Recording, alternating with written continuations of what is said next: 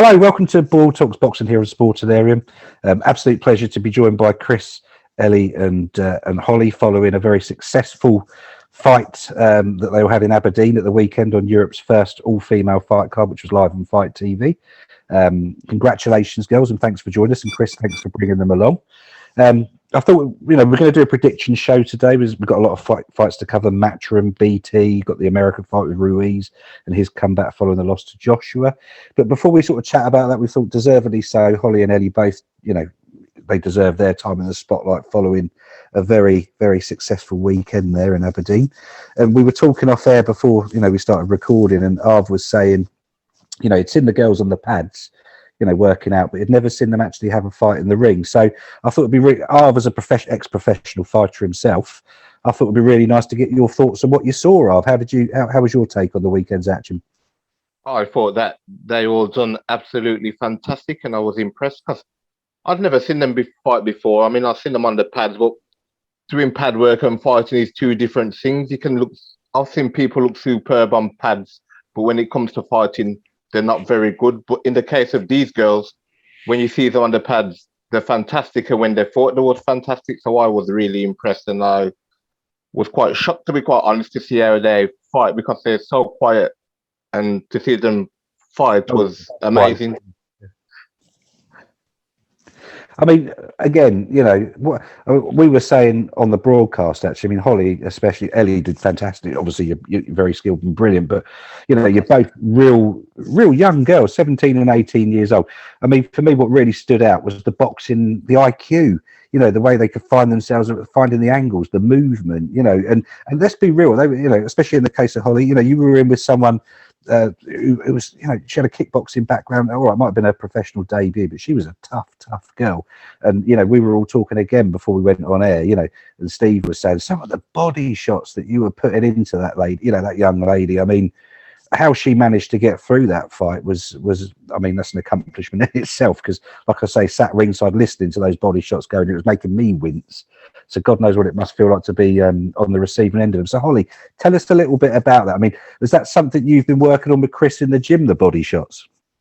Yeah, me and Chris work on them quite a lot. We've been working on them for about 4 or 5 weeks solid, haven't we? Yeah, we always worked on them in the amateur game as well. Like, we always used to do a lot of body.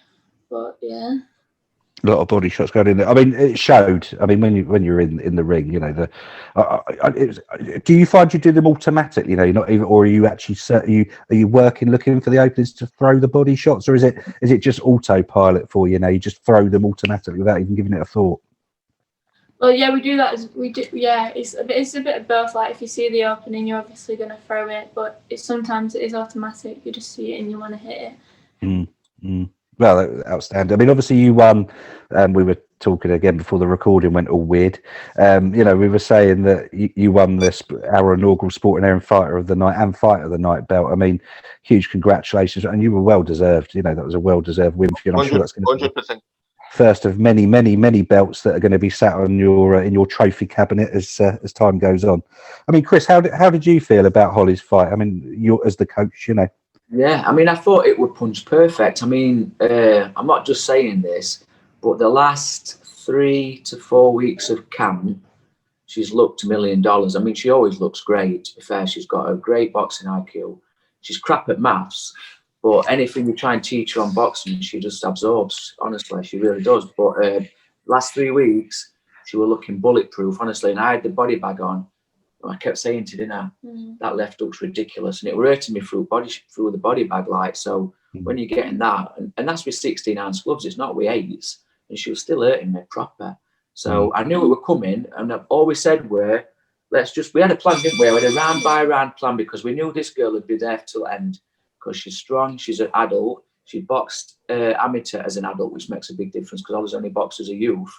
So it's a big jump, that. And so we did say round 1 do this, round 2 do this, and it went like we planned, didn't we? Yeah. Round 3, 4, as it should have been. We did think maybe get her out of there at some points, because she looked like she was wilting.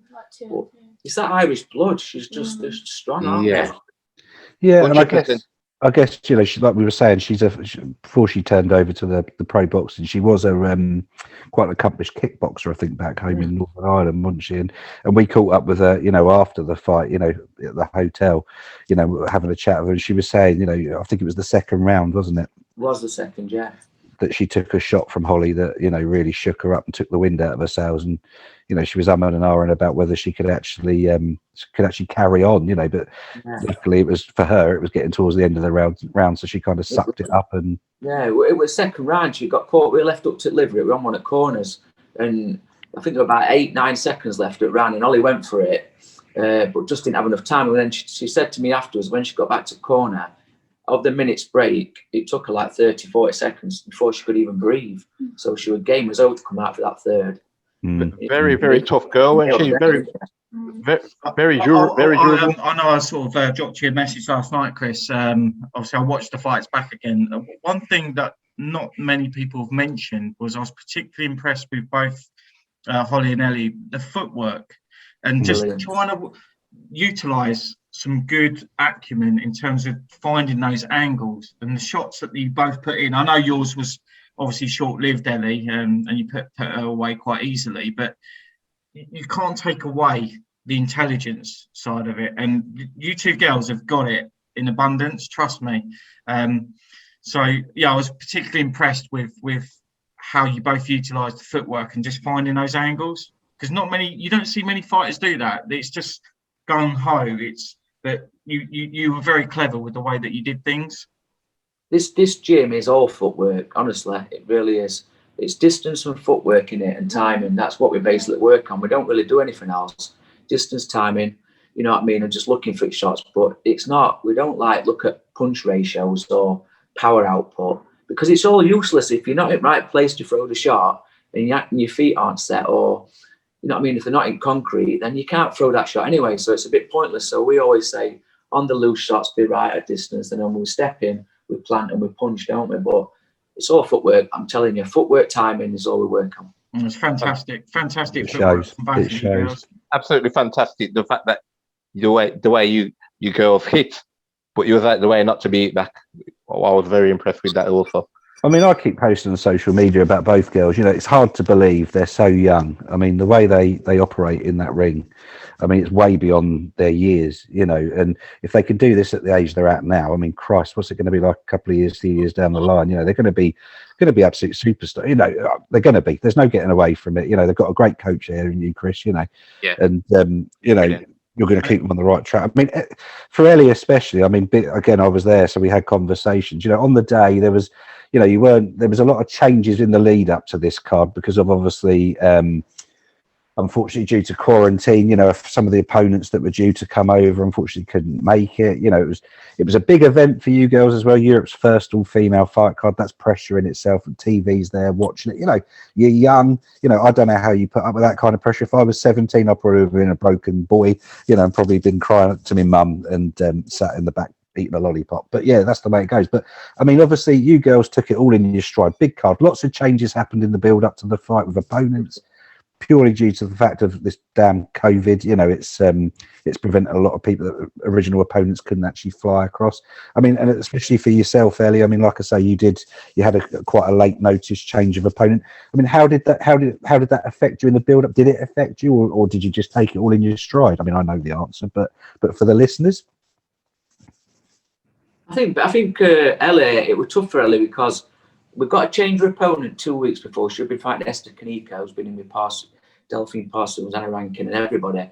And because they're on the red list, they couldn't fly anywhere. So we've got to change to this Sarah Smith, which we got told we've got to try and lose weight and be as low as we can, or the fight don't happen. So that was a bit annoying because we had 2 weeks to do it. We couldn't really shift a lot, could we, Ellie? We tried, and we tried everything. We got down to a couple of kilos off, but it were hard, wasn't it?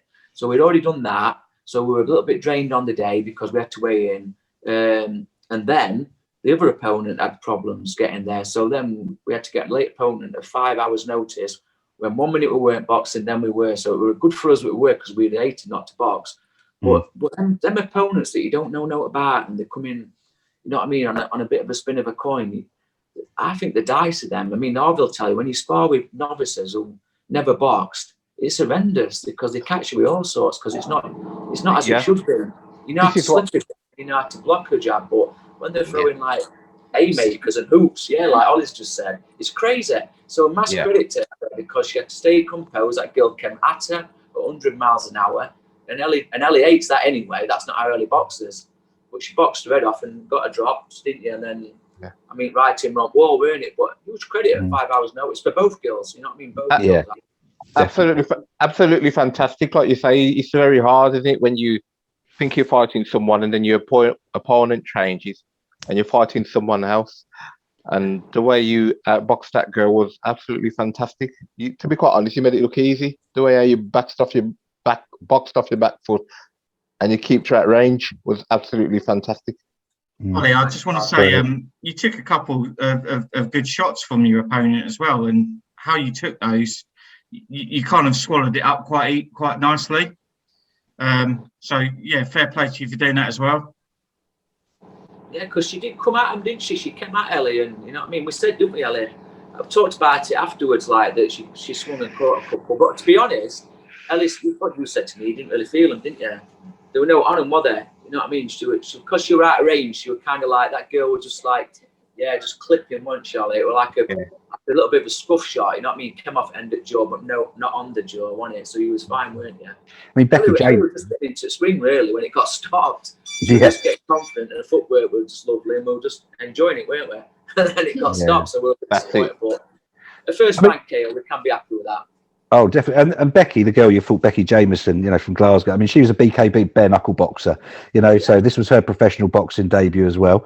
You know, big event for her, wasn't it? You know, short notice call up, you know, going to be on global TV, in with an opponent like Ellie, which probably isn't the most welcoming introduction to professional boxing, because Ellie's, like you say, smooth, powerful, tall, you know, and is fully equipped with all the tools to give anybody. I mean, I've been banging on about it on social media. I'm sure people must think I'm crazy, but the only people that think I'm crazy are probably the ones that have never actually seen your box. And to me, I'm saying, you know, and I'll categorically say it again here, it's recorded, you know, I think right here, right now, that Ellie would be a challenge for any of the top middleweights in the world. I honestly believe that at this moment in time.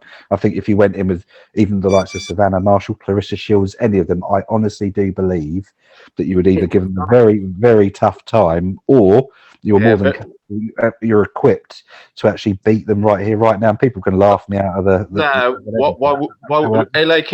would anybody laugh? It's very true what you're saying. You know, the word very, very slick to be used there. Your performance was fantastic, and I was very, very impressed what I saw, because you're so quiet. What people forget and it's funny, you know, because for that last week, 10 days, didn't we? I kept saying to her, look, you've got to land that right hand because your jab's solid, but that right hand's something else. And you weren't that confident in it, were you? Because you lose your jab so well. But I said, just let it go. As soon as that jab lands, just let that right hand drop. You know what I mean? They'll walk onto it. And the right hand did the job, so we're having room with that, weren't we? Because finally, something that we'd tried to set up, other than the jab, which is solid, it did, didn't it? So I think both you girls should be feeling super, super confident in your abilities. And Ellie, I'll be honest, I'm surprised that you didn't feel confident in yourself, because you need to be confident. You two are going to be top boxers. Make no mistake. Already are top boxers, mate. Yeah. I mean, for me, you know, like I say, I know I'm banging on them. I'll probably come across as very biased, which I am. I'm not going to lie. You know, I've built up a very bond with these girls and Chris, but you know, that's purely, you know, friendship aside, skill set wise. You know, when you, like I say, you look at all of Chris's fighters, you know, they're head and shoulders, and I think it is just literally a matter of time before the world, you know, if boxing sits up and really takes notice, you know. If they don't, then there's a problem somewhere. You know what I mean? And it won't be from your end, you know. I know this sounds stupid, and I've never actually met you guys in person, but I'd like to class you all as my friends. And I was nervous for you when I was watching the card, thinking, "Oh, how are you not going to get on?" I was really nervous. And when I saw you, I was so shocked and impressed, and so happy for you, and glad that you done what you've done, you know, and didn't take any stick, because you know I was a little bit nervous. It's a nightmare, really. People think that just going into the ring is easy, but I know, you know of it. It's a bloody nightmare. It can be difficult. some It is, people I can know. make you look terrible. Do you know what I mean? It's just what you've got to concentrate on Yeah, I what do. you do. You know what I mean? And adapt. But like I say, the young girls, 17, 18, nearly 19, but you're nearly 18, aren't you? No, not yet, but you're getting there. But they're so young, but so wise in these heads. I didn't know that They've got the knowledge and they can go all the way. And they have big I think knowledge. people will like them because they're so nice and they don't shout it from the rooftops. They just want to get in there. No. It's normally when you have people like yourself who can fight like that, they're normally cocky with their mouth. Yeah, but you find it hard. You know, you've got these. I'm not going to mention names, but you've got some fighters that obviously shout from the rooftops about how frigging great they are. Yeah. And the truth of the matter is, you can fool some people all the time. You can't fool everybody all of the time. And at the end of the day, those in the know, and they sit back. And again, these two girls, for me, in their weight divisions. At this moment in time, I truly, and we said it ourselves. These girls box under Bieber, but you got the British Boxing Board of Control. These girls would annihilate many of those fighters in and around their division, and they would. Agreed. And there's also Nicola, obviously, well on the night. I'm a bit disappointed we got Tasha, Tasha in the boys in the ring. Really, we didn't really want that fight because it was so conclusive the first time. So it was a little bit annoying, but that's boxing, and we have to go with it. But they've got a good example in Nick. You know what I mean? She's hard working in gym. So these are always pushing. You know what I mean? And pushing Nick really. So I credit these two for keeping Nick on the toes and all because these are young and hungry, and they're not giving Nick a chance. You know what I mean? To like rest on their morals. They're saying we're there with you. You know what I mean? And we're gonna try and get past you. That's how they are. But as a team, they're a good formula. I just think Nick she dropped with that body shot, beautiful body shot, right screw shot, and she's been working up right up. But I do think Nick now is in a place where she does need tests now. She needs a couple of good fights because she's only done 4 rounds in 3 fights. And Arv will tell you again, I keep banging back to her because he knows himself, but you need the rounds to know really where you are with your stamina, your punch output, your durability, everything. And you can't work on game plan A if you never get past game plan A. So you need to be able to get to B, C, D, and E, don't you? These have done it now because Ollie's done 11. Ellie's done 7, so they've done 7 rounds already as pros, so they've already doubled up what Nick's done. So I think these are in a good position that way. And Holly, I mean, at the end of the fight, your fight, I mean, I interviewed you, obviously. I mean, you weren't even blowing. I mean, we were saying when you were sat in the corner getting instructions from Chris, it was just it was like you were just, waiting for a bus. You hadn't even broken out in a sweat, really. I mean, you could have gone another 6 rounds, quite easily, I think. I mean, you made it look a breeze. Look, she's nodding. She knows it. I mean, it's just, absolutely outstanding from both of them. Like I said, on a big platform like that. And again, I've got a tip of my hat to the promoter, Lee McAllister, Great job. Lee's a great guy. Did a great job. Yeah. Phenomenal work putting that show together. I mean, I know it must have been a minefield for him with all this COVID going on and, all the issues popping up. I credit Bieber, mate. Not everybody does, but Rio, Lee, people behind the scenes and that, to put that show on Fight TV and look, and as it did on tele, it looked brilliant. And nobody's doing it, so everybody moans about different things and that. Nobody's perfect, are they? Nobody is, but they do a good job, them two guys, and they're dead genuine and dead humble, like we keep saying. So mass credit to Bieber. We're happy with where we are. We get looked after, but we're happy. Phenomenal, mate. I mean, like I say, seeing it firsthand, now we've spoken about it for months, but actually being there and seeing the whole process firsthand. I mean, like you say, Lee, Rio, Beaver, the referee, was it Carla, I think? Debut pro refereeing, so that was good. Absolutely fantastic bunch of people, and hopefully, the world is their oyster. I think they're going to be a real up and coming. I'll just tell you one thing, Lakey, on cornering, because you were mentioning cornering. You'll laugh at this, but every time I'm in corner with Ollie, she does the same thing, right? I'll tell her what's happening, and I'll tell her what next round to do, and she'll go like this to me. So do that, and then that's like does her head like that, and it always makes me laugh because and then like that, don't you? Like twist the shoulder, and I'm like, you're thinking in pictures in your head with the instructions. You're fantastic. Done some good fainting. Absolutely brilliant. I loved it. Yeah, it was the whole event was fantastic. Like I say, from the organisers to the fighters to the trainers and coaches. I mean, there were other fights on there as well. We had Estelle, the first fight against oh God, her name's gone out of my head now. Estelle Scott versus Biswas were a cracking fight. Biswas, that's Yeah, it. that was a Biswas. quality fight, that as well. I mean, considering they were both that making their pro debut, you know, I mean, they went at it, didn't they, from the first bell to the last bell? I mean, both cracking fighters, and how that again another. This is the thing with the whole card, Chris. You know, it was like five. All right, there was 5 fights on the card, but not one of those fights wasn't entertaining. No, me and Ellie watched Biswas versus Estelle Scott yesterday, and we were impressed with both of them. There was some quality action in that. They're both good fighters, them. Both good. Even the Finch fight was I mean, be it bizarre, was entertaining. Yeah, bizarre, yeah. I couldn't quite work out whether it was a head that clashed or something like caught a lip or whatever. It was all a bit weird, really. Yeah. You couldn't really see, could we? Watched it back a few times, and girls have watched it back. It was funny because there was a little bit of a roll, and she came up, and there was a clash of something, but it's not clear what. But it looked like it were on the side of the head, but I don't know. But then there was a good that's what it looked like to me, the side of the head. But then I couldn't work out. I don't know whether right hand landed once it come up. She might have caught the tooth or something, and it's gone through the lip. I don't know. Was it bad damage?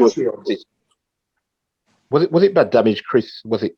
It looked like when you looked at it, it looked like where the gum shield had been pressed when the shots landed, but it could easily be a head, couldn't it? I mean, it happened so fast. Again, in there. It's a shame, though. That was, you know, just fighting very, very well until that. They can go again, though, can't they? You know, at the end of the day, there'll be a rematch. You know, and for both girls, just to put it to bed. I mean, it's a good way of doing it. It's sorting it out. And again, just a full card, full of action, absolutely fantastic. Every fighter on that card, full credit. You know, like I said, I was going out on Fight TV, and I've been reading the reviews. You know, and people are going, "Oh, there was no big names on it, but it was a cracking card," and that's exactly right, because there were big names. Because the future of boxing sat right there with Chris now. You know, so there were big names on it. It's just that people at this moment in time, you know, aren't quite recognising how big these girls are going to be. But give it, like I say, 12 to 18 months. You know, all of these girls are going to be huge names. Totally agree. Huge just keep letting them talk, like, innit? We'll just keep letting them talk. We'll just keep doing what we're doing. Exactly that. At the end, won't we? That's what we'll do. Exactly that. And Ellie, you know, even though you don't know it here and now, looking at this, but she can talk for England. I tell you, I've been definitely can. She can talk for England. Sitting there like butterwimp now. I tell you, that girl can talk. Listen, we've been back in gym all week, Ellie, haven't we? And listen, my ears are pounding from Ellie. She's been buzzing all week, driving me crazy. So definitely right, Lake, 100%. Mate. And she force feeds people. I'm just putting that in there now. She does force feed. Yeah, she's definitely a feeder. Definitely a feeder. Like when you go to your mother-in-law's and they're trying to get you cakes and buns and pasties, and Ellie's like that. Get those nuggets down you. Yeah, it was a good weekend. So congratulations to you both. And like I say, you're going to go a long way. And I suppose we can have some predictions, haven't we? Because obviously it's a big weekend. Even though it's not as big as last weekend, it's quite a big weekend in boxing. We've got there's a matchroom card going on tomorrow, and then obviously we've got the BT Sport Frank Warren cards. There's a lot of flipping round channels going to be going on, I'm sure. And then it's across to the USA for the return of Ruiz, who's looking in bloody good shape. Incredible shape compared to what he was. Yeah, then it's going to be different because of that. Is he going to be not as good because of that weight loss? He's always boxed with that weight. It's hard, isn't it? We don't know till tomorrow. That's a really good question, actually. Sorry, I've talking over what Chris has just said then. Without being disrespectful to Ruiz, you know, when he was large, you know, a bit flabbier, and he had that big neck and everything. Do you think when he was getting hit with those big shots from like the likes of Anthony Joshua, you know, and all the other fighters, these big guys that have punched him, and he seemed immovable, you know? Do you think a lot of that was just due to his sheer bulk? And it's going to be interesting to see, like you've just put the nail on the head there, Chris. Now he's shrunk down. If he takes those same shots, is it going to have a different effect on him, do you think? That's the thing. The only thing I'll say on that is, for me, he's done it the right way, though, because he's now got a trainer what works on head movement, footwork, positioning, whereas before he never had that. He relied on hand speed, didn't he? Hand speed and durability. But now he's got that Kello's trainer. He'll be a different fighter, but we still don't know how, do we? Because it's first fight at that weight, at that kind of position, and a different trainer. We'll see. We'll see what happens. I think he'll do well, but we'll see. He's lost £55. That is a big loss. That is a big loss of weight in difference to what was before. Fair play to him for doing that. But like you quite rightly say, it'd be interesting to see if it makes a difference in the way that he is and the way that he fights. I need to lose £55 after watching that commentary team the other night. We put it on in the restaurant afterwards. Yeah, didn't I just? But no, I mean, his opponent, is it Ari? I always get this. I hope Chris Ariola, isn't it? Chris Ariola. Yeah, I always think of Chris Ariola. Ariola, yeah. Wow. He was a very good fighter, but he's sort of seen better days, hasn't he? He's been around forever. I can't see. No, Chris. I don't see it lasting that long, do you? No. Maybe see. Do you know the fight I really want to see with Ruiz is against Wilder? I don't know why, but even at the time when Ruiz had just beaten Joshua and Wilder was still WBC champ.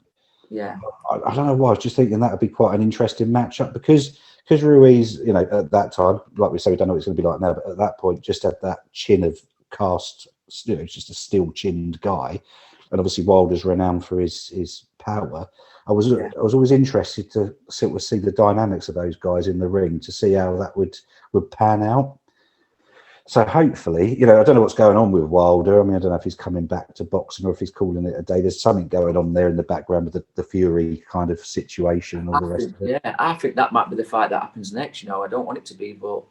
Well, they just announced yesterday that Fury and AJ's dead for the summer. That's what I mean. Yeah, but then today they've had Eddie Hearns where they're saying it's not. He would say that. It's conflicting, but it's. I don't see it happening this year at all, if I'm being honest. I can't see it happening for a while.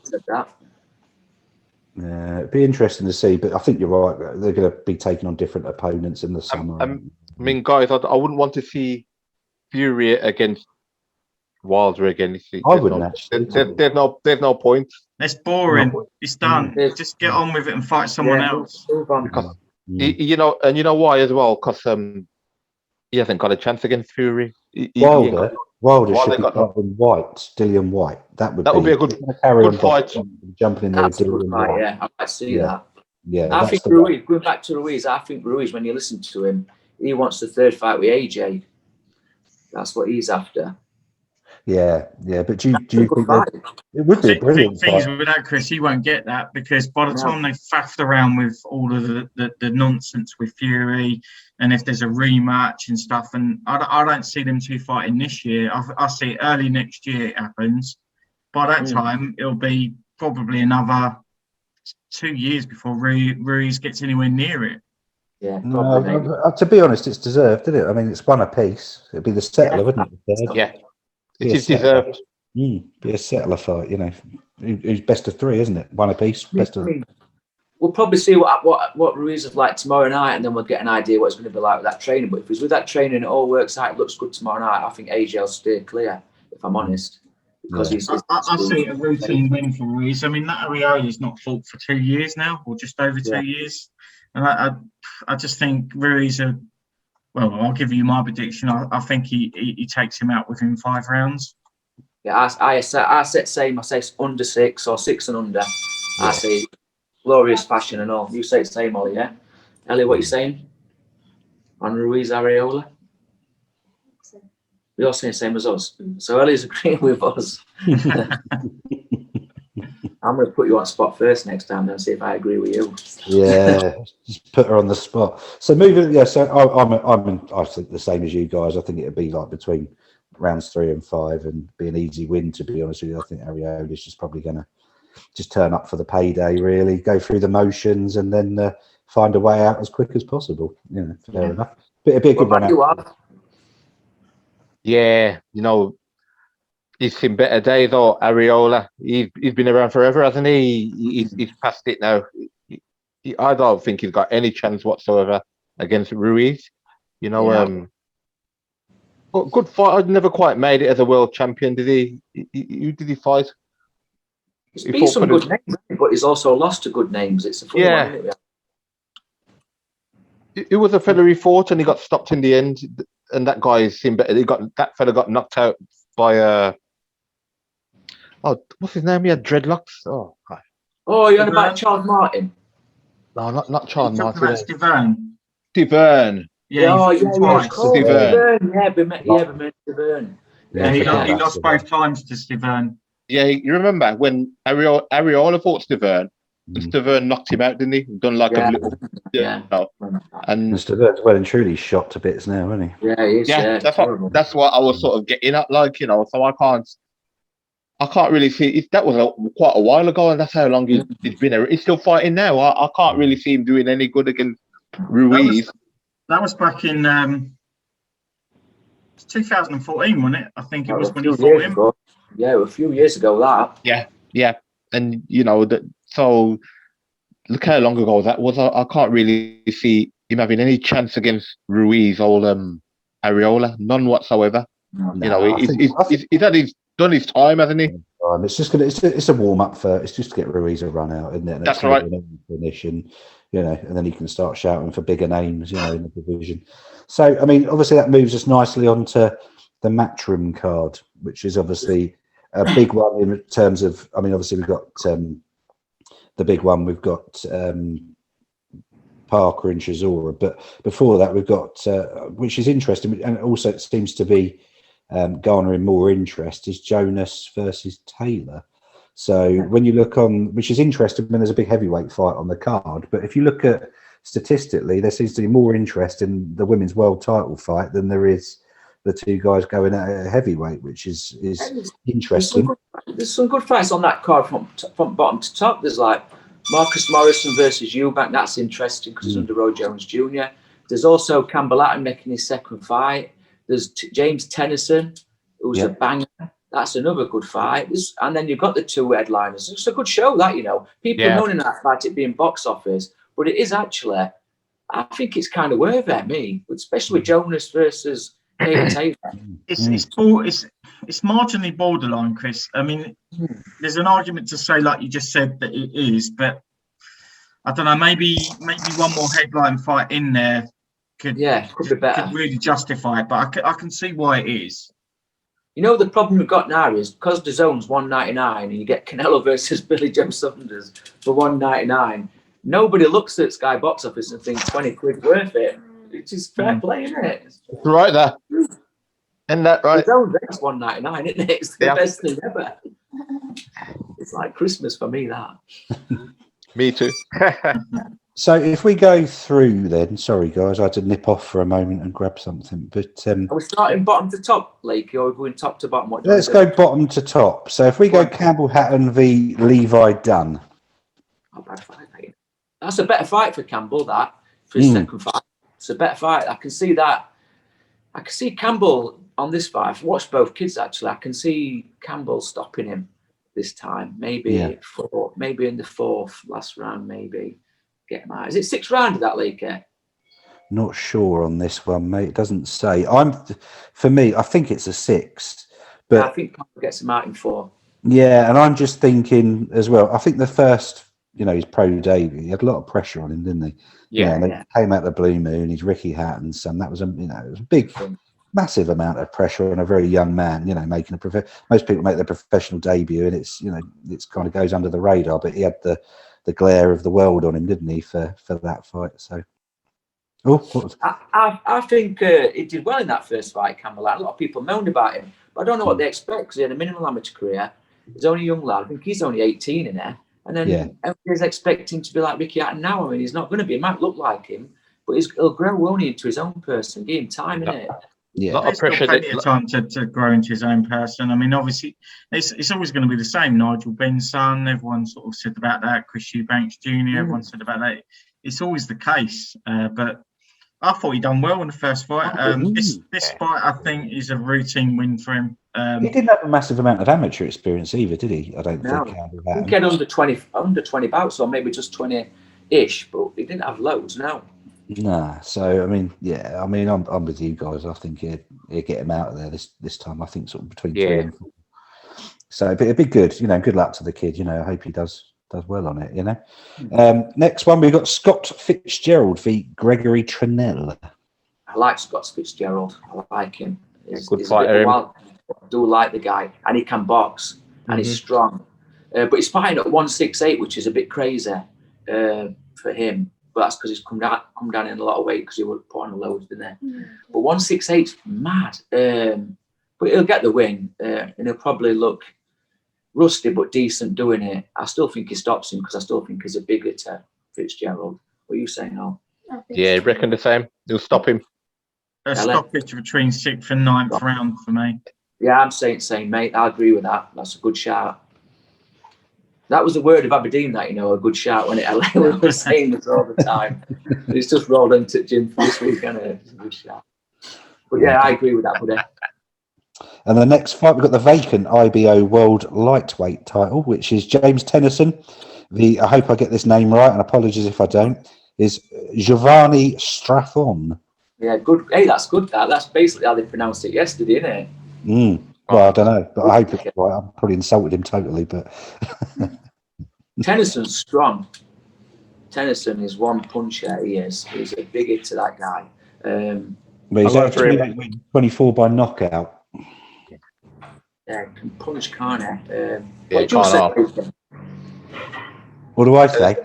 Yeah, well, I see it just a win for Tennyson all the way on that one. I just can't imagine Giovanni Strathon, who himself, you know, is a very good fighter, but I just see Tennyson steamrolling him, to be honest. Yeah, you see a knockout, don't we? Tennyson KO. Might have a couple of worrying moments early on, but third round knockout for me. Yeah, you know, and the thing with Tennyson is a bit. If you watch his fights, like, he's a bit soft at body at times, and I don't know if some other guys like, but he can get hurt at body, Tennyson. So I don't know. Have you seen much of this guy, Ellie? No, I haven't watched him. I've looked at his record, but I haven't really watched him, so I don't know what it's like. But Strathon's record, he's got 23 wins, 16 by knockout, 3 losses and 1 draw. Yes, it's a bit patchy, that, you see. You never know, do you? That's why I think Tennyson might have a couple of worrying moments. Not too worrying, but he'll get him out of there. But I mean, Tennyson himself's got the 3 losses, but, you know, of his 28 wins, 24 have been by knockout. So he's got that edge in power, hasn't he? Clearly. He's not a massive edge, but I don't know, like you say, soft around the body, but I don't know. I think this one's going to go towards Tennyson. I don't think it'll be like 1 or 2. His losses have come against great good opposition and all, haven't they, Tennyson? Yeah. So I just, for me, I knocking him out. Yeah, I think he's going to win. We all agree, don't we? Yeah. And then one that I'm really interested to see, because I haven't seen him fight for a long time, is Eubank Jr. v Marcus Morrison. We were having a little chat about this one, weren't we? But what's your thoughts on this one? Well, stoppage for me. For who? I think early stoppage. I think Eubank will stop him. I'm interested because he looks a better boxer now, Rob. When you're watching me before, he were all work rate and he just came forward and looked fast and not been explosive. But when you watch him on pads yesterday, I watched him a few training videos with Roy Jones back in where he lives, and it looks. I showed you yesterday, wasn't I? It looks really good. Like, it looks really sharp and different. Like, he's a bit more back on his distance a bit and punching at full extension and that. So I think Eubank stops him. Yeah, that's my opinion. I think Eubank stops him. I agree, but I'm interested to see how he is under Roy Jones Jr. because, I mean, it's just going to be an interesting dynamic, isn't it? You know, it's a totally different. I mean, early on in his career, he didn't even appear to really have a trainer, Chris Eubank Jr. No, you're right. He did. He had a trainer, but he done his own thing, didn't he? We have Ronnie Davis and his dad. Ronnie Davis and his dad, but he done his own thing. Yeah, it was. They were there, but he done his own thing. He just sort of. I mean, in between rounds early in his career, he'd be in the corner. Ronnie would be there, kind of maybe giving him some water, and then Chris Eubank Senior would be stood posing in the corner, and it was a bit like it's very random, you know. Are you talking to your son? You're giving him instructions, or are you just there to pose? You know, guys, you know what was a bit strange about that? When it's the same with you guys. You have to have what you call a second license. So how was Chris Eubank in the corner telling him what to do when he didn't have a second license? It's right. Yeah, I never understood that because he was in the ring. He was in the ring telling his son what to do. He ain't got a second. You have to have a second. It was crazy, wasn't it? Very crazy. It's the same with the Beaver, Chris. You have to have a second. You have to. These have all Nick and Ellie have all got seconds license. They have to do the course, so they've all done the course. Oh, bro, fantastic! That is. That's why they're always in corner when they fight. When the fights, they're in corner. Oh, brilliant! Yeah. Which is lovely because it's nice because you're all good friends as well. It's a, you know, it's a nice support, fantastic, isn't it? fantastic. So, you know, that in your corner as well. Okay. So are we all in agreement then that Chris Eubank Jr. is gonna do a good number there? We think he's gonna win impressively, yeah? Yeah. I think so. I think he KO? needs to as well. I think because it's been such a long time since he last fought, he needs to put on a good show and he needs to be very good in the way that he wins that fight. Yeah. Otherwise, he's just going to just keep himself in obscurity, really, and he won't get the fights that he's looking for, in my opinion. No, I agree. Well, I see Eubank all the way there, but like I say, it's just going to be interesting to see the Roy Jones Jr. dynamic and the two juniors together in the ring to see coach and fight. It'd be interesting to see how that one pans out, really. And then obviously, sorry, Chris, go on, mate. I saying they look good, and the big thing I've noticed when you listen to him talk is Chris Eubank Jr. respects Roy Jones, so he listens to him. Where that's a big thing in it, because if you've got a corner and you don't really respect him, then you don't really listen, do you? You just kind of like go on with it, don't you? But when you watch him, it does look like he's very respectful. You know what I mean? So I think that's a good dynamic. Yeah, it's definitely going to be an interesting fight. And then we've got the WBA World Light Heavyweight title fight between Dimitri Bivol and Craig Richards. Oh my word! I mean, for me, I think. What's your thoughts, Arv? Go on, mate. Oh, he'll annihilate him, Dimitri Bivol. That's exactly what I was studying. Mad matchup. That's a mad matchup. I don't understand how he got that chance. How did he get that chance? From the East, Jesus. Oh, he's a monster, isn't he, Bivol? He's an absolute monster, isn't he? Yeah, he is. I mean, it's not even. It feels a bit pointless to. I mean, hopefully, Craig Richards will prove us wrong and maybe come out and no disrespect to Richards, but I just can't see any other winner in that fight apart from Bivol. No, I think his corner need not to be too brave either with that. I think because he can be, and I think he could get hurt because Bivol's so quiet, but he's so professional now. He goes about his work and that. It's a bad fight for Richards. How did Richard get that chance? Didn't he just win an area title? Yeah. I'm sure he not too long won it. I think he won British title, but I don't think he's done much more than that. No. But I don't think it's worthy of that fight. But anyway, he's got his chance. You've got to take it. Exactly that, Chris. I was completely to that one, mate. 100%. Right, so haven't you? Take it as a get in there, do your best, and if you win, then fantastic. Exactly. If you lose, it can happen in boxing, Lakey, can't it? Exactly, one punch, mate. One punch can change a fight, can't it? And if he embraces the chance and does pull off the shock, then it's going to change his life, isn't it? Exactly. Yeah. You've got to take every opportunity that comes to you. 100%. Let's not forget as well, he'll be getting a very good payday for that. So that's what it's all about, isn't it? And why turn it a good payday down? And that's what he's trying. Fighters are, aren't they? Yeah. Yeah. So. And then obviously we've got a big one for the women's boxing, massive one. Katie Taylor v Tasha Jonas. I mean, this one, I think this is potential to be fight of the night. This going to be a good fight. I'm going to be a bit controversial with this, and I'll mention this on the last get together that we had. I genuinely believe that Katie Taylor is on a decline, and people might call me mad, stupid, whatever you want to call me. I don't care. I've got a feeling the two Pursoon fights prove to me that she's on a decline, and I think this is the best opportunity that Jonas will have with her. And I can see a shock. Genuinely can see a shock. Because it was deemed a shock. You want my opinion? You want my opinion, guys? Go for it, yeah, that's what you're here for. I actually think something told me I might be wrong. Jonas could win this. I don't know why. So my head's telling me. I agree with that. And if you look at Katie Taylor, she's won everything anyway. But her last few fights in amateurs, she lost. You know what I mean? And that when she had a big amateur career, and then she did start losing fights. Then she turned pro. She looked $1 million, don't get me wrong. But then Pursoon fights, me and Ellie were on about this yesterday. Oh, my word. They were grueling. And she nearly got stopped. And that's Pursoon. And then the second fight was close for me. I know she won, but it was close. But then Jonas has got no miles on fights. The decisions were both wrong, in my opinion. Them Pursoon fights, in my opinion, I thought For pursuing done enough. It depends what you look at, isn't it? You know, it's how you look at it. That was my opinion again, and I think Jonas may stop Katie Taylor and people laugh at it, but I think she might stop where left up, and we'll see anyway. I wouldn't laugh because she can bang. Like you say, people laugh at it, Chris, don't they? But she can bang. Jonas can hit hard. She hit Harper several times in that fight. Yeah, I mean, I'm with you, Chris. I mean, people that, but yeah, I don't think anyone, because Tasha Jonas, I mean, Christ, I mean, she's a top quality fighter, isn't she? I mean, I'm with you, lads. I've got a feeling there might be a shock. Yeah. She looked electric on pads yesterday with Joe Gallagher. She looked so strong, mate, and powerful, but she looked rapid, didn't she, Ellie? We watched it in here. She looked so clean. I know pads was nothing, but she looked really, really good. Yeah. Really good.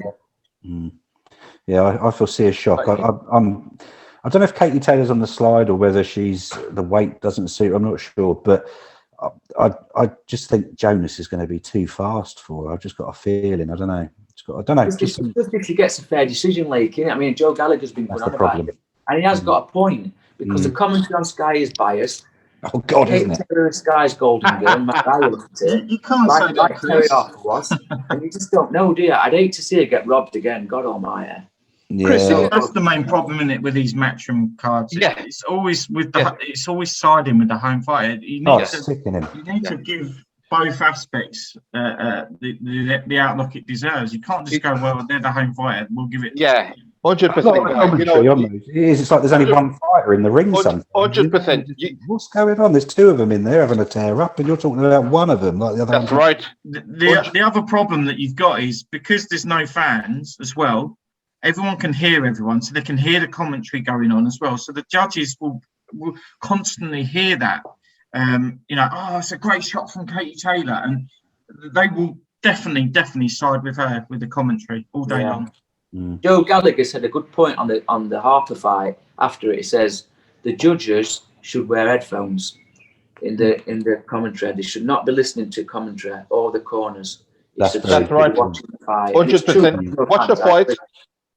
Watch the fight. I'm going to watch it without commentary, I'm going to watch it with no commentary, and I'm going to score it. Me and Ellie normally score it, don't we? Send scorecards to each other, and we'll get Ollie on it this time, and we'll see what we're doing. I totally agree with you there, because you know why? Because when the commentary are commentating, they're commentating on their home person.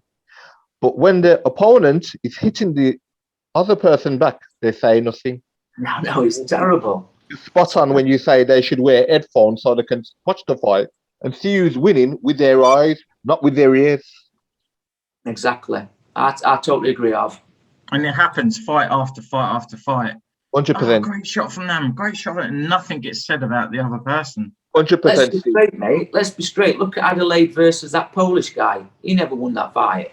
Adelaide. He definitely didn't win. He lost by 2 rounds at least, and he got the decision. Crazy. Fight should have never got it. Terrible. And I suppose are you saying Jonas? Yeah, probably. Because you like Katie Taylor, don't you? Yeah. I like Katie Taylor. We've got a signed T-shirt of Katie Taylor in gym. I like Katie Taylor. I think she's phenomenal. And what she's done for women's boxing. She's dead nice and that. But as she gone too far, like we said originally, as her amateur career took too much out of her because it was so long. Do you know what I mean? And I'm saying Jonas she'll knock her down, and I think she'll win on points. I think she'll win on points. But Jonas will drop her or hurt her several times. That's what I'm saying. What are you saying, Olbal? I would say. So I think it'll go the whole round. What do you think? Do you reckon Jonas will get hurt or Jonas will hurt Taylor? Probably Jonas. I think they'll both get each other. That's a good thing. It's a boxing fight. Ollie says they'll both hit each other. It's very true. Let's hope that does happen, shall we? It could be controversial, because it is such a big fight. Let's not rule out this is a big fight. What do you reckon the odds are on there being a bloody draw? Oh God. It's worth putting a tenner on, isn't it? Because it is on a draw. Because then they can put together a rematch, can't they? Yeah, that could happen, mate. And it is a Sky card, so it definitely could happen. Yeah. I'll probably put in a bloody draw. No, what are you saying, Ella? I'm saying Jonas. By what method? Points. So Ellie says Jonas points and they will hit each other this time instead of what Ellie says. You know, guys, boxing's such a beautiful sport where we get so many bad, terrible decisions that we it ruins it. Pause the game. To be fair, though, like you guys were saying about, you know, the judges here in the commentary team and stuff, I mean, like I say, now having experienced that in Aberdeen, you can see how that probably happens. Because if, you know, could you hear when we were talking, Lee and I were talking, could you hear everything we were saying? Yeah, I heard bits, yeah. Yeah, that's what I mean. So it's tricky. And I suppose a lot of these, you know, the judges, the commentators, remember which payroll, you know, it's tricky, isn't it? You know, I know that's very controversial, but I don't know. I mean, for me, I would love to see Jonas do it, but I think if it goes the distance, I hate to say it, but I think it will go towards Taylor. I just think that's poor, isn't it, again for Jonas, because that'll break her heart. That she already heartbroken with Terry Harper fight, then she can't get the rematch because they won't give it her. I mean, what's she got to do? But again, she's not one of these fighters what's gobby, shouts on social media. She doesn't say anything. No. So because of that, she never gets a limelight. Because of that, she never gets fair share, which is wrong. Totally wrong. Hart would say, you know, I'd love to see Jonas do. I think she, you know, she's worked hard her whole career. It'd be a lovely way to, you know, carry on top. Look at that. Then you could set up the Terry Harper fight then because they'd won it. Yeah. And then that'd be a great fight because obviously. But that's the thing, Chris. It has to get to that point for someone like Terry Harper to want the fight, and it's wrong because that fight should be happening again all day long. But I genuinely think that Terry Harper thought that she lost, and that's why she won't take that fight again. And I don't think it's got anything to do with anything else other than that. That fight. I'll tell you a quick thing: when you're in there, Rav, when you get triggered and you get caught by a shot, and it does buzz you everywhere. These will know as well as we do that you do then feel like I'm not too sure about fighting them again because them shots. It's 100%. You only do it again if you 100% know you could win. But if you're in that situation when you get knocked about, you're not going to take. I know we're going off the beaten track a little bit and going on a rant, but Carly Skelly v Amy Timlin. There you go. Same thing. Example. That won't happen again. It's not, is it? That's why. Listen, Carly Skelly bashed her up, and then now the fight doesn't happen. And we all know why, because that will never a bloody draw. That will another disgrace. You know what? You know what's sad about that, Chris? She should get a chance to fight somebody else. That Commonwealth title was there doing nothing, and now the other girl's fighting for a European title. But it's because we go back to what happened the other weekend with Shannon Courtney and Bridges. They get the fight, mate, because they shouted about the fight. Well, more or less Ebony did, not really Shannon, but there was a build-up to it, so it sells, doesn't it? Whereas Skelly versus somebody, because Carla Skelly is not that kind of person. She's humble and she's genuine, she's hardworking. They're never going to give her the opportunity, are they, because of that? It's really poor. Social media, for me, as good as it is in a lot of ways, has wrecked a lot of the fights, what should happen. Because if you look back 20, 30 years ago, all the fights happened because there were no social media. But now there's different fights happen, do there? But that's the thing, Chris. Matchroom boxing aren't sitting there looking. Eddie Hearn's not sitting there looking at the ability of someone and is it a good matchmaking between two fighters. What he's looking at is what's your brand, what money can it bring, how much is your presence on social media, how many people follow you, and what does it mean for me personally, i.e. Eddie Hearn and Matchroom boxing. He's not looking at it from the perspective of this fighter is great for that fighter and it will be a great matchup, so let's make it happen. He just doesn't look at that. You know, having 65,000 followers on Twitter, I mean, that means nothing. But to him, it seems to, and it's really bizarre. Yeah. We've only got to look at, he was the first promoter to promote that, YouTuber fight, wasn't he? He was the first person to do it originally. Now, loads of people have done it, but he was the first guy to do it because of the pound signs, wasn't it? You know what I mean? And that's where we are now with all these other bloody things what keep happening. Bloody YouTubers. Oh, don't even get me started on the YouTube. Tell me about it. You got Floyd taking on all these YouTuber guys now. Why don't you give a boxer a chance? There you go. That's your way in. You need to start fighting some YouTubers. Going off piece slightly with that, I would love to see Mayweather knock that idiot down. That would be quite funny. Sorry, Chris. We're going to recreate Ollie and Ellie into Tupac and Shakur, and then we're going to get them into that kind of like, I don't know, that celebrity thing. We might even get them on stage smoking weed because that's what they do and all. So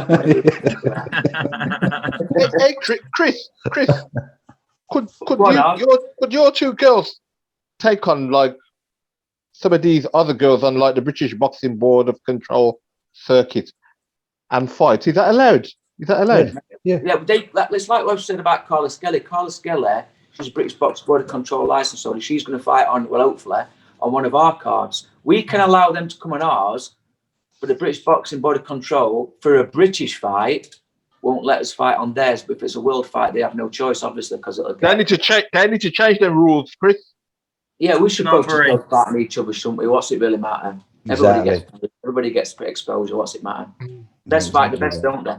Exactly that, and that's exactly what should count. You know, it's about They did that later. If they combine both things like they could fight in each show, then you would be able to have female British titles by British Boxing Board of Control. Because you'd have the depth there. You'd have the depth. Yeah, exactly.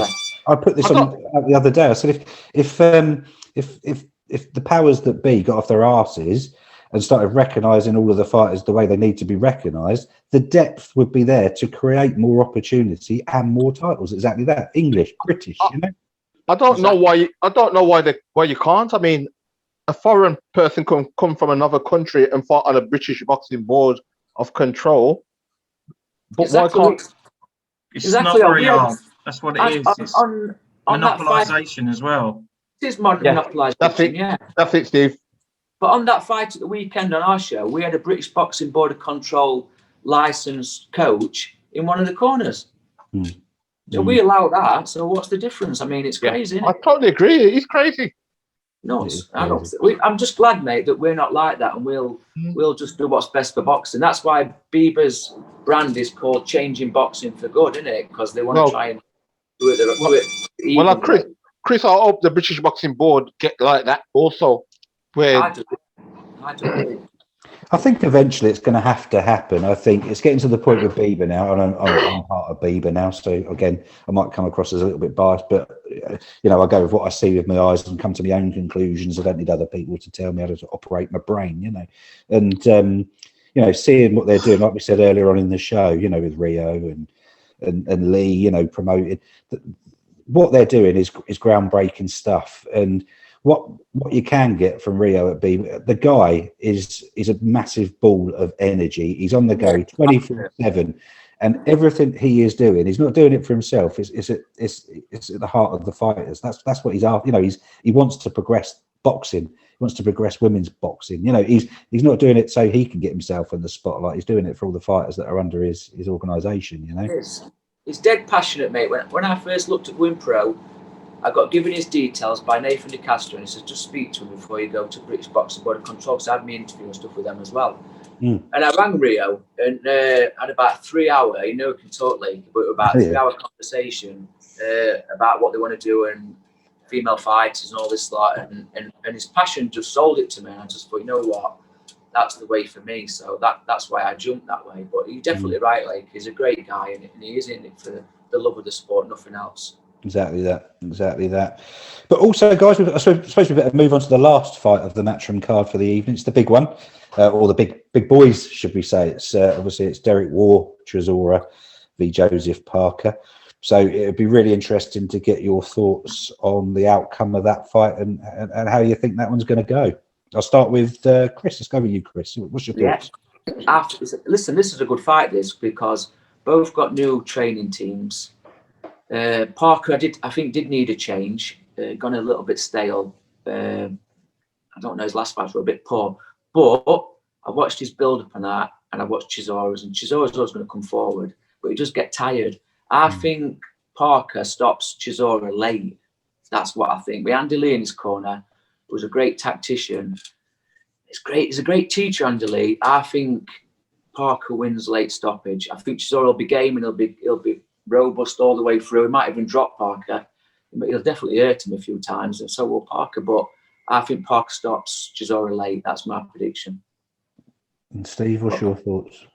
10th round stoppage for Parker. Yeah, good shot. What about you, Holly? What's your thoughts? It's a good fight, isn't it? Yeah. It's a good fight. It's a bit of a crossroads fight for both, really. I'll probably go with Parker. Do you reckon points or stoppage? It's close. I think it might go points. So Ollie says points, Parker. Again, it's a good shot, and it's an even fight. Ellie? Here we go. Ellie, come on, Ellie. You can do it. Who do you reckon? We've been talking about this fight, actually. Yeah. We've build up, haven't we? So we've watched it, and Ellie, we were talking yesterday. Ellie says same as me. Parker does look rejuvenated. And Andy Lee will get him doing the basics really well, and he'll not be in position all the time for Chisora to catch him. And I think that's the key. So we say Parker late, don't we? We'll wear him down, maybe get him out there around 10. I think Chisora can hurt him. He's got the power certainly to do that. However, Parker's chin is insane. Proper. I mean, he went 12 rounds with AJ, didn't he? No problem. Never looked hurt once. Didn't look hurt once. Everybody, hasn't he? We went with Ruiz for 12 rounds. And Ruiz never really hurt him. It was a good fight, that as well, that very early on. Tough guy. He doesn't get enough credit for his toughness, I think. Oh, what's your thoughts? Who are you going for, buddy? You know what? If this goes on points, I actually think that Chisora can probably win. Do you reckon? Listen, I'd be happy with that Arb as well, because I love Chisora. You know, I do. Yeah, I think Chisora's a character, and boxing needs those. Everybody's always seen him as the journeyman, but he ain't a journeyman. He's got the ability, hasn't he? I mean, he had 2 fights with Dillian White. I thought he'd done enough to beat Dillian the first time, even though he didn't get the decision. And then till he got knocked out against Dillian in the second fight, I thought that he was winning again. Yeah, again, yeah. A bit like when he did with Fury, though. It looked really well in the Fury fight, didn't it, early on? And then the second one, he got stopped, which was a good stop. Yeah, it was a very good stop. Yeah, he did got absolutely battered, didn't he? You know what I mean? But as he had too many changes, he'll fight anyone, anytime, and it'll be as regular as he's wanted to be. And I've always rated that with Chisora, and he's a proper character.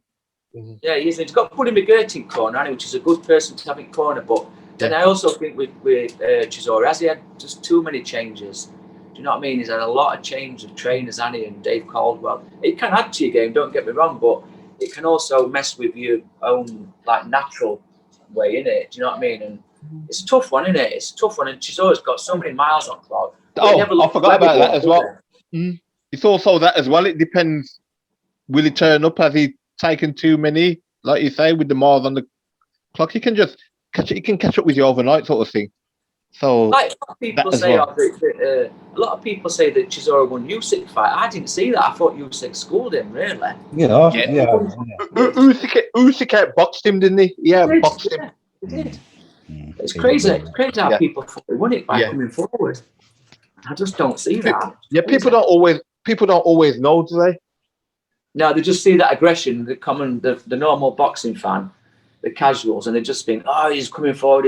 He's on the aggression all the time. Oh, yes, he's winning the fight. And then realistically, nothing's landing because he's jabbing his head off, but you don't see it, do they? You know what I mean? Yeah, and like you say, for a lot of boxing, and I hate to say Twitter fans, because a lot of, they kind of just, because obviously it comes back to that whole allegiance thing, doing it on social media. They've got X amount of followers, so they're automatically going to go behind the one they follow and go, oh, well, they were walking forward. But like you say, you can walk forward, but if you're getting smacked in the face all the time you're walking forward, standing any of your own, you're not going to win, are you?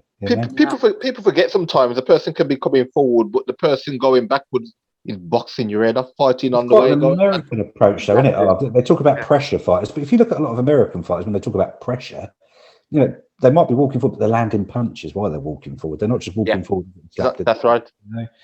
So, but it's interesting for me. I see. As much as same as you, Chris, I think I love Chisora. I think he's a fantastic fighter, and he's done a lot for British boxing in the heavyweights, and he's a real gatekeeper for the heavyweight division, isn't he? You can't beat Chisora, you're not going anywhere, But for me, I think it'd be Parker at points. I don't see him stopping him, but I think Parker on points for me. It's odd, isn't it, though, because Chisora, I don't think, has ever won a European title. No, which is mad, isn't it? He came up against that guy, didn't it, who won but didn't win. It was the Finnish guy, wasn't it? Oh, what was his name? I can't think either, but it was a terrible fight. I thought Chisora won, but Chisora won that. Yeah, that was in Finland. Yeah, but he never got the nod, did he? And I don't think he's ever won that. I think he boxed somebody else but European in Monaco and all, didn't he? But he lost that and all. Yeah, and that was a terrible fight for Chisora as well. Has he never won it? I know he's had a few fights and lost, but I'm sure he's had one. Never won it. won it at one stage, I think. I'm not sure. I don't think he has, mate. He might have done, but I don't think he has, you know. Hmm. We'll have to check it. Robert Helenius. Robert Helenius, yeah, that's the guy. That's it. Yeah, no, he didn't win it. He He lost boxed in him. Monaco. No, he boxed another guy in Monaco. I think he was a Greek guy, but he lost that easily. I keep thinking, Chris, you know, that he maybe had about 4 attempts, and out of the 4 attempts, he has won it once. I'm thinking, am I No, wrong? he fought in Monaco. Chris is right. Agit Kabayal. He That's fought it. for the European heavyweight title. 2017, lost majority decision on that one. Lost them all. I mean, all of his losses, he's got 10, you know. I mean, all of his losses have been against, apart from Helenius, which was, you know, not being funny, he should have won that one. But generally speaking, they've come against world-class sort of opponents. But, you know, he is 37 now. He's been in some tough fights. His last fight was obviously the loss against Usyk. So it'd be an interesting one. But I just, again, you know, I'm just thinking, for me, as much as I'd love to see Chisora get the big win and pull it off, I just think it's going to be a Parker win all the way on that one, which hopefully he'll shock us and pull it off. So, I mean, we're running out of time, guys, but I'm just thinking, there's another, obviously we've got BT Sport action tomorrow night as well. Frank Warren, Queensbury promoter. York Hall, Bethnal Green in London. And the main fight there, which I'm probably sure you will want to chat about, is Sonny Edwards v. Maruti, I hope I pronounced this right as well, Mthalane. For the IBF, it's the World Fly title. So, fight that, you know, it's a good fight. This one. I'll say Sonny Edwards could win this one. Yeah, it's slick as out. Sonny Edwards is slick as out. That guy can bang though, but Sonny Edwards is good. He doesn't get it clean, does he? No. I mean, the guy who's fighting Maruti. I mean, he's had. Edwards has had 15 fights, undefeated in 15, obviously. But Mthalane, like I say, I hope I'm pronouncing his name correctly. He's 39-2. So, I mean, he's got a lot more experience, clearly, you know. 39 wins, 26 KOs. Interestingly, both of his losses have been by KO. So yeah, I know. I seen that yesterday. I looked at that, I looked at that. Listen, it's a good fight. I think Sonny Edwards, masterclass, wins on points, might get rocked a couple of times. Keep tight and box. You can win by decision. Box the fella. I know the guy can bang. I think like you have. I think he'll like boxing and win. And deservedly, he's a nice guy, Sonny Edwards, and he's a class boxer. I'd be happy to see that. I think points for Edwards. If he doesn't get caught and make any silly mistakes and get to, you know, as long as he doesn't tire out and the moment doesn't get to him or whatever, then. I tell you where the warning block is with that, though. If you remember his brother, Charlie. He's been in the good fights and he's been knocked out a couple of times and all. And by the good opponent, you've got to be careful with that because it's there, isn't it? You never know. And he's another slick fighter. You never really know, do you? These unknown fighters who come with these big KO records. Risky, but then he's in the position to take it in it because he's 15 fights in. He's shone in all his fights. This could be his big night. I don't see him failing, but you never know. Yeah, and like you say, although this guy's at 39-2, you know, it is that whole unknown sort of South African tough boots kind of fight. You know, it's going to be a real test for Sonny, I think. But fingers crossed. I mean, for me, I'm hoping he's going to do. I don't know if he'll do it on, but it looks like this guy. The last time he suffered a knockout was against Nonito Donier in 2008. So you're going back like 13 years nearly since he was last stopped. Donier was quality then, wasn't he? Let's be honest. Fantastic back then. Yeah. Oh my, he was untouchable at that point. Yeah, so it's going to be interesting, but again, that's 13 years ago. So this guy's had 13 years of fights since that fight, you know. So it's going to be interesting. But for me, I'm fingers crossed, hoping, you know, and obviously the British side of it, you know, you want Sonny to come out of that, and it'd be nice to have a world champion, you know, on the cards, wouldn't it, on the books? So Ollie says on this one that the referee is going to get knocked out at some point. Referee's going to take a knee. He's winning this one. On points. But it'd be interesting. It's going to be a good fight. It'd be interesting for Sonny, like you say, 15-0. So it's quite early on, but good luck to. But in those divisions, flyweight, you know, Chris, you know, they tend to get these title shots a bit earlier, don't they? Yeah, there's no depth to him, is there? There's nothing. So, you know what I mean? It's a good fight, isn't it? It's a really good fight. And I think he'll move up in weight anyway, Sonny Edwards. I think he'll go through weight divisions a little bit, maybe 3 or 4. Good boxer. He can carry that up, can't he? I think. Fantastic. And what's your thoughts, Steve? Who have you got? I think he'll get rocked a few times, Sonny. He'll take a bit of punishment, but I think he'll get through to the end, and I think he'll just scrape it on points. Yeah, I agree. I think it'll be a small margin points win. And the Mr. Man, Mr. Arvinus Maximus, what are you thinking? I think Sonny will win on points. Yeah. You look very serious in your face when you said that. We thought you were in the dock then, Arv. Yeah, what are you up for? Not me, bruv. Yeah. Is that your fighter? Look, you're going to make a comeback, I think, mate. You know, I retired. To a ring near you. You know what? I retired nearly my lad is nearly 16. I retired just before he was born. The boxing board says you'll be back, and I never came back. Good lad, well done, Arv. And that takes some doing, doesn't it? Never came back. And for the ladies, Ellie and Holly, who have you got for this fight? Sonny, was it Holly? You think Sonny's going to do it? Do you? Yeah. Points. Yeah, points all the way. Yeah. Points all the Ellie. way. Same. Go on, Ellie. Same. Oh, Ellie says the points all the way, but close. But close. Fabulous. There's some other fights on there. You've got Conlon v Baluta. Don't know a lot about Baluta, but Conlon's a good fight. There's obvious winner, I think, on that one. And then we've got Troy Williamson v Kieran Smith. So that's a battle of, Troy Williamson's had one draw, 15-0-1. Kieran Smith 16 undefeated. That's a good fight. It's a good fight, that one, like, you know. I like that fight. I think Troy Williams wins it, but it's a good fight, that.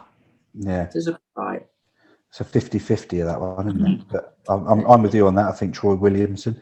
Yeah. And then there's just some other sort of smaller undercard fights. There's one at super lightweight, Ryan Garner v Jordan Ellison. Ellison comes to the ring, 11 wins, 32 losses, 2 draws. So I think, and Ryan Garner's 9-0. So for me, that's going to be I think the first fighter you mentioned there would be a good opponent for Tommy Fury's next fight. What, Jordan Ellison? You know what? Not necessarily. Not necessarily. Yeah. Not necessarily. He might beat up Tommy Fury. Who knows? You never know. You never know. You definitely never know. Tommy Fury's fighting a YouTube lad, isn't he? So that'll be next. Oh Christ! I'm not even you know what? Though? Everybody actually wants this fight to happen because they want to shut him up. Yeah. Because he's an idiot. So I wanted to shut him up and also hope Tommy Fury blows him out in about 33 seconds. Who's he fighting from YouTube then? Yeah, Jake Paul. Yeah. He will smoke a cigar with me after he's won. That guy. Jake Paul. Oh my God! Yeah, let's hope Fury smashes into that. Nightmare! It shouldn't be allowed to happen. And then we've got a couple of debutants on the card. You've got Levi Frankham. Yeah, good fighter. Super welterweight fighter. He's going up against Paul Cummins, who's got a record of 2 wins, 47 losses, which for a debut, fair play to him. Hey, listen, on that point though, Lakey, right? Isn't that mad though? Yeah, if you look at who these girls have fought for debuts and that's crazy, isn't it? Bloody stupid, mate. 2 wins, 47 losses. Yeah, but the mad thing is he probably won his first 2 fights as well. Probably. Yeah. You know what? Sometimes it's hard. You know, you get these records. I had one of these bad records as well. It don't mean it, does it? No, it don't mean a damn thing. And the other debutant on there is a chap called Jonathan Kumutio, who I don't know of. I've got to be honest. He's making his debut against Dale Arrowsmith. So I'm presuming again he's obviously it's a super welterweight. So I'm presuming that's going to be a debut kind of points win or stoppage for this chap. Probably. And then we've got one at super bantam, which sounds quite interesting actually. Andrew Kane v Stephen Jackson. Kane's 6-0, Jackson's 1-0. So no losses between them. So that should be an interesting. That's down at super bantamweight. So again, another one to watch. What's interesting about this card again, which I keep raising and no one seems to take any notice. It's a Frank Warren card, and lo and behold, there's no female fighters on the card. So they don't tend to do it, does it? It's a strange one, doesn't, does it? He's got an agenda against women. In my opinion, doesn't have the he signed Nicola Adams, didn't he, for a while there? There weren't much momentum behind it because we were sparring Nicola all the time on fight camps, There weren't much momentum behind her, mate, at all. No, and for someone of her stature, you know, she was a 2-time Olympic. You know, she was massive, wasn't she, in boxing and in female boxing? I was expecting a lot more. Changed a lot of female boxing, like Jane Couch. Yeah, she was up there with Jane. Instigators, You know, it was a real sort of flat kind of professional sort of debut. Nothing really there wasn't anything, no big sort of push behind her, was there? It's like Nicholas signed with Frank Warren, and then she kind of had a few fights and retired, didn't she? Makes you wonder, doesn't it, why that is, though, really? Why Frank Warren hasn't signed anybody. It's strange, that. Yeah, he doesn't seem to want to dip his toe into the water of female boxing, so interesting days. And I'm sure, you know, it's a shame that he's not, because lots of other people are, but it's up to him, it's business, isn't it? But guys, it's been an absolute pleasure, and thanks again for joining us. Obviously, this is the Ball Talks boxing segment, and we've been yes. Just one thing before we go, I think we should just quickly predict Canelo versus Billy Joe in case we don't get a chance before next week. Is it next week? Is that next week? Next weekend. On Saturday of. Yeah, next weekend of that one. Wow! I didn't know it was happening. And there's loads of BJS is going absolutely nuts at the minute at Eddie Hearn, isn't he? Because rightly so. Yeah, rightly so. Hearn, you know, he's signed with Hearn, and Hearn's not really doing a lot for him. It's all about Canelo, who's the cash cow of the company, I'm sure. Isn't that sad, though? The UK fighter, unbeaten, brilliant amateur, you know what I mean? Excellent fighter, gets no push off his own promoter.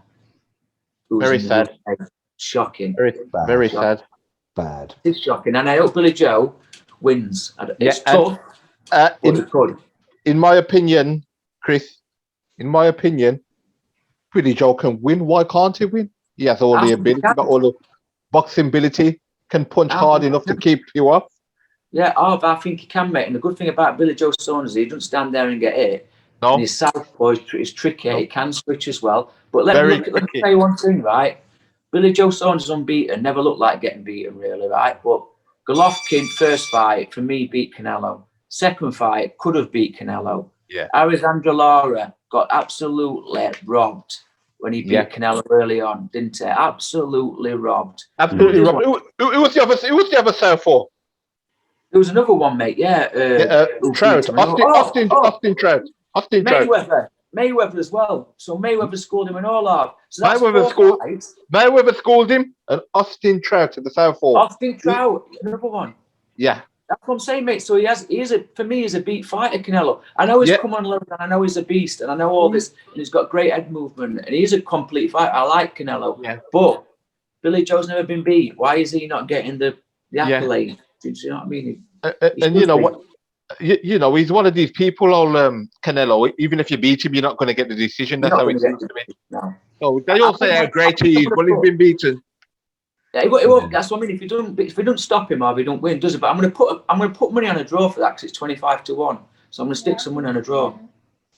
Good shot, isn't it? I wouldn't be shocked by a draw, to be honest. I've got it in my head as a draw, but I think it's going to be very controversial. I think Saunders will win it from a viewpoint from proper people like yourselves will look at it. I think he wins it, but I think all day long you don't get it. He'll get robbed. Yes, totally agree by the judges. Agree with that, Steve. To be honest, guys, though, we've got to look at it and say he probably, if it goes to points, he's lost already, hasn't he? Yeah. I mean, but just purely on where the allegiances of his promoter and, you know, the TV companies, and where do those allegiances lie? They're going to be with Canelo because he is the cash cow, isn't he? And Eddie Hearn told, Billy Joe Saunders wanted his cutsman to come to the fight, right?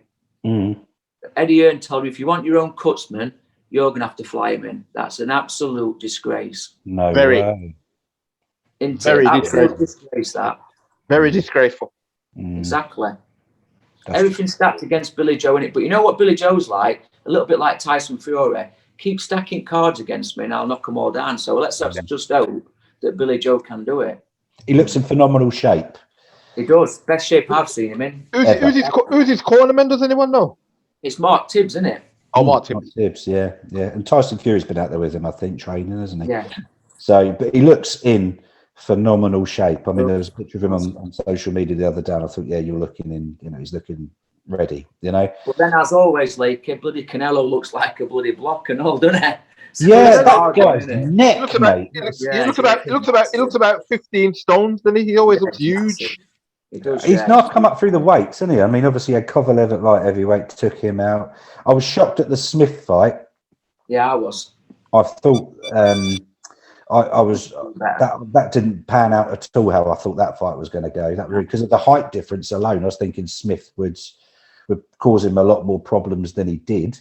Mm-hmm. But I granted Smith ended up with quite a nasty. I think it was his bicep went or something. It wasn't. Yeah, come away, didn't it? Came away from the. It looked like agony, but I mean that one shocked me. So it's going to be interesting. But I just think if it goes to points, regardless of what Billy Joe Saunders does or doesn't do, I just it's either going to be one of those dodgy draws, to set up a rematch that'll never happen, or it's going to be points for Canelo unless Billy Joe really goes to. There's nothing to say. I just can't see Canelo getting stopped. Do you know what I mean? I just don't think he won't get stopped. It's just not going to happen. That's the only way I can really see Billy Joe getting a convincing win is to stop him. I think that's the only way you can beat the bugger, is to actually nail him to the canvas. And Golovkin took his head off and he didn't even move. Nah, that's it. That's it. Golovkin, we all know, massive puncher, isn't he? But, it'll be interesting. It's going to be interesting. But I feel for Billy Joe Saunders. I'm not a massive. I was never really a massive fan of his, but I feel for the guy because I think he's getting the short end of the stick massively in this, and he needs a bit more support from those around him, really, doesn't he? But if you look at it like Floyd Mayweather, mate, shown the template to beat Canelo every round. Did Billy Joe Saunders look at that? Can Billy Joe Saunders replicate it? I think he can. And being a southpah, he can definitely replicate it. Yeah, definitely. He don't like Southpaws, does he? He don't like Southpaws. The only issue I see is when he fought Mayweather, Mayweather was the cash cow in Vegas, wasn't he? He was the big man in Vegas. He was the main man. And Canelo came along and fought him. Was it a majority decision loss? I don't think it was, but at that point, Mayweather was the man. So Mayweather was a genius in the ring. There's no getting away from that, Yeah, but you look at that fight though, Lake. Two judges get it a landslide to Mayweather. One bloody get it a draw. Give it a draw. Exactly. Yeah. This is what I mean. Vegas. You never know what's going to happen in Las Vegas, do you? I mean, it's just you just don't know what's going to happen. Like I say, heart for me, please. I'd love to see Billy Joe get the win, walk away with, I'm going to say a draw, though. My final prediction is a draw. Do you know what? I agree. 25 to 1. And me. Draw for me. I wouldn't be shocked at the draw. Wouldn't be shocked. We're all saying draw here. We're all doing draw. I'm going with a draw. Steve, what's your thoughts? Quickly. As I said, a draw, controversial. Billy Joe Saunders will be the person that should win, but won't. Yeah. Well, there you go, guys. Well, it's been a pleasure. And thanks, Ellie and Holly. Thank you again for coming on with Chris. We love seeing you, and congratulations again on a massive wins for you. Lake, just before you go, we need to make a complaint here because we remember saying on the Ebony Bridges Courtney preview show that the loser should do 100 burpees in the gym under the microscope. Yeah. Nicola Hopwell did not do it. Did she not do it? No, she says that you said that it were a non-bet. I never said any such thing, and this is being recorded. And we've got the recording. We want an inquiry into the situation. Yeah, we're going to have to do a VAR on that, I think. Yeah, no, because we all predicted for Courtney. I think we all predicted Courtney, didn't we, apart from Nicola? Exactly. So, we definitely said 100 burpees, didn't we? It was 100 burpees. 100% was 100 burpees. And yeah. I think punishment has to be double now. Yeah, it's 200 burpees. Hey, Chris, even though Courtney won, I think she had a lot of problems. That Ebony put up a very good performance. She stayed close, so she couldn't outbox her. But let me just say something. I was still impressed with. I was impressed with Ebony, mate, and she impressed me more than I thought she would. But let me just tell you something. Everybody were talking about Ebony Bridges being a puncher in this fight. Shannon Courtney was the puncher in that fight. That's right. And let's not forget, I know this is going to be, I'll probably have 64,000 Twitter fans giving me abuse, but let's not forget that both of them, you know, they're no. How many fights has Ellie had now? How many fights has Holly had now? They're not that far ahead of them. Both had 2, aren't they? 2, yeah, 2, and they had 5, I think it was, when they stepped in the ring. So they're relative novice. They were both at a similar level, and you know, for me, it was a very well matched. It was a good fight. Yeah, it was a well matched. It was entertaining. It was bloody. You know, they both went at it. You know, it was great to watch. But yeah, I think Shannon Courtney did just nick it on points. I think she did the better work, and you know, and she did shake Ebony up a couple of times. But tip my hat to them both. It was a fantastic fight to watch. You know, good fight. It'd be interesting to see what the future holds for both of them. Shannon seems to have gone, even though she won. You know, it seems to have gone a bit quiet on the Shannon front. So it'd be interesting to see what's around the court. You know, what her next move's going to be as well. You know, if it's going to be the rematch with Ball. Or is that going to be bypassed for Ball v Bridges, which was the original fight that was due to happen way back when, you know? So it'd be interesting to see how it pans out. I think they'll do Ball Bridges and then we need to face Courtney again. That's what I think they'll do. Yeah, I reckon that could be what's in the works there. So it'd be interesting. And for me, that's a totally different fight for Ebony. You know, I'll put my hand up and say it. Arthur and I've spoken about this. Rachel Ball, very tall. You know, she's got a massive kickboxing experience, and now she's got a lot of experience behind her in the professional boxing. I think she would be too big and too strong, personally. I think she just Bridges at the end of the jab, whereas Shannon let Ebony Bridges get in close and maybe fight the way that she wanted to fight. I don't know if Rachel would allow Bridges to have that sort of luxury, you know. Got a big reach, Rachel, and massive reach. Yeah, very. But all great fights, and you know, hope they get made. It'd be interesting to see what happens with them all. So, but thank you again, guys. It's been a pleasure as always. Love chatting to you, and again, massive congratulations, Ellie and Holly. And the world is yours, undoubtedly so. And don't forget Ollie's prediction on this fight. Both of them are going to get a. Yeah. I'm looking forward to both going to get hits, aren't they? You're both going to get hit in that fight, yeah. So that'd be interesting. Put your bet on that. Put your money on that. Yeah, I'm going to go down the bookies now. I'm going to put a tenner on both of them getting hit.